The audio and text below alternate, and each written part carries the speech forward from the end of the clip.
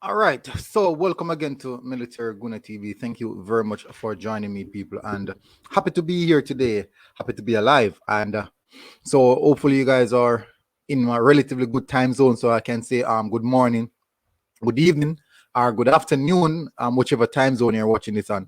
And as you're here, just hit the subscribe button to join the military squad. As you guys were already building a magnificent platform of unbiased and football analytical opinions as well. Also, we have derived with everything that we do, but you know what we're here for, people, and just hit that like button as well as the video goes on if you like the video. If not, I'm sure that's what it is.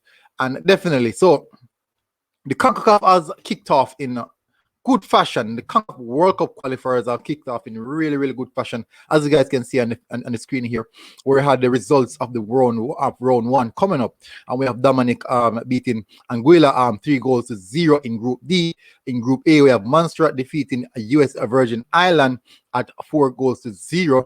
Group C, we have Cuba making themselves known, defeating the British Virgin Islands 5-0. And then now in Group B, we have Cayman Islands losing out to Aruba 3-1. And then now the team that is making their mark at this particular time is Puerto Rico with a 7-goal thrashing of the Bahamas. And for the day one, it was pretty much an exciting day. Every game, you see goals galore. Now we see a lot of teams coming out with good tactics, good proper coaching element. The intensity was relatively good in some of the games, but I do believe that some of the teams just laid back and soaked up too much pressure, and they were unable to drive through the situation that they put themselves in. So, for example, like the Puerto Rico Bahamas game, I think that game was obviously one-sided throughout the entirety of the game, and Bahamas could have done a lot better in that one. But so far for the first round, we have to give the trophy for the biggest win. Would definitely go to Puerto Rico in this one.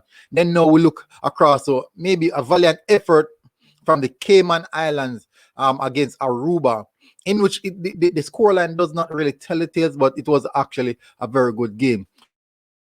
Run of fixtures will be coming up. We have St. Kitts and Nevis playing against Guyana. And then now these games will be played on Friday. And then we have Antigua and Bermuda playing against Grenada. But we have the big one, which has been talked about by everyone, which is Surinam and Bermuda. A game that everyone wants to see what Surinam has to bring to the team, because they are actually the most talked about team at this moment. So that is a game that everyone will be looking out for. Surinam versus Bermuda, people. That's Friday morning, Jamaican time, or Jamaican in the evening, Friday evening, my bad, 5 p.m. Jamaican time. We have Guatemala facing St. Vincent and the Grenadines. We have Dominica Republic facing Barbados. Then we have Nicaragua versus Belize. So these are the games that we have come on Friday. So we can say that we have those things to look out for. Now, the JFF people, the JFF has come out now, and they have spoken about the issues of the reason why the players did not get to travel. And let me bring it up for you guys so you guys can see what I'm talking about. So they definitely came out. So it came out on, I think it's RGR News. And as I'll read it for you guys so you guys can see exactly what I'm talking about. So it's Radio Jamaica News. It came out on Radio Jamaica. So JFF clears air on blunder with COVID test for English-based players. Now, the Jamaica Football Federation hierarchy say they were not informed by the Japanese Football Association about the nostril-only PCR COVID-19 pre-flight test before arriving in that country. No, they were not informed. They are saying that they're not informed for a blame game thing. Is this a blame game thing? And could Japan really take this in hand and maybe penalize us for it, but we'll see how that one goes. Thursday's scheduled friendly international, which should have been today, between Reggae Boyz and Japan, has been cancelled by mutual consent after a group of English-based Jamaican players were prevented from boarding their connecting flight in Amsterdam to Japan on Monday due to a blunder with a type of COVID test which should have been done. So I'm hoping that we're playing the blame game and pretending to be the how should I put it now, the victims here. I'm really hoping that that's not the case. Now another note, the players, I think it's eight or 7 of the players have arrived in Japan. They've arrived in Japan. I saw it on a few of them Instagram. Literally, insert their Instagram. The players' Instagram is where we have to be keeping ourselves updated with certain things. I don't want to say where I get information from, but definitely, you can see from the players' Instagram when they arrive, when they're leaving. These guys post everything. So they have arrived in Japan. I think there's a schedule free training session later this evening Jamaican time. So that's good news, because we see the likes of Leon Moore, which was one of those was evident on his Instagram that he had arrived. So people, that's good news. That's some sort of good news. So the game against Serbia is definitely on. And then now we want to speak about, lastly, Tariq Magee. Now, what is happening with Tariq Magee? Why did Tariq Magee miss his flight? There's a lot of uncertainty around it. No one is talking about it, and I'm still wondering what's the issue in regards to that.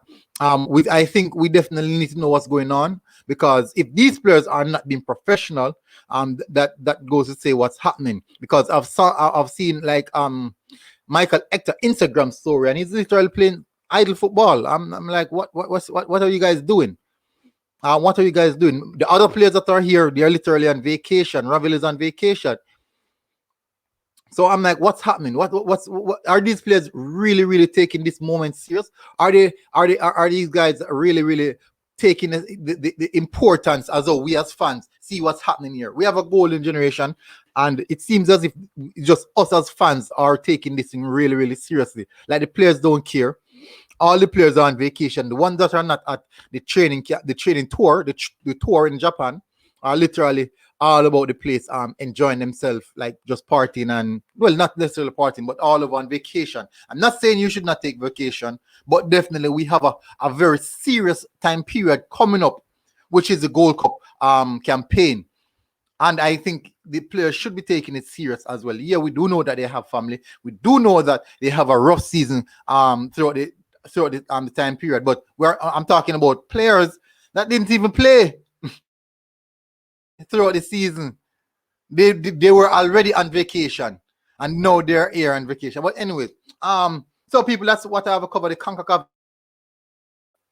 CONCACAF qualifiers, the World Cup qualifiers, has kicked off in good fashion. Hopefully JFF is not playing the blame game, whilst they say they're clearing the air on the blunder. And then now the players have arrived in Japan for the friendly against Serbia. Hopefully we can get in a few training sessions to get everyone up to scratch and see the level that they are at. Then now Tariq Magee, we still haven't heard any issues surrounding the Tariq Magee story. But I think that's one to look out for. So people, thank you very much for tuning in. Hopefully you guys smash the like button. Hopefully you guys smash the like button. And this has been a good one. So this is Military Guna TV, people. Thank you.